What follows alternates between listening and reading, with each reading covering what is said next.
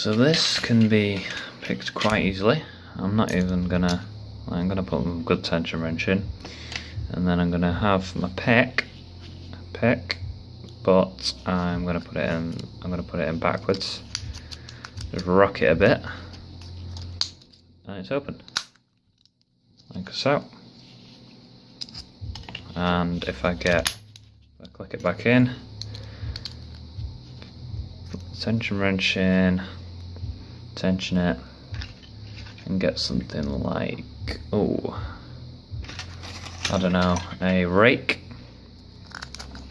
and wobble that in a bit, and it comes apart again. Very cheap lock. I can sing up and pick it, but it's fucking pointless because, let me just show you that again. Can't see it through the viewfinder. Just get that.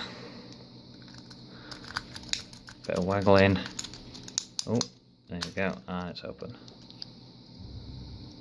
Sterling aluminium lock.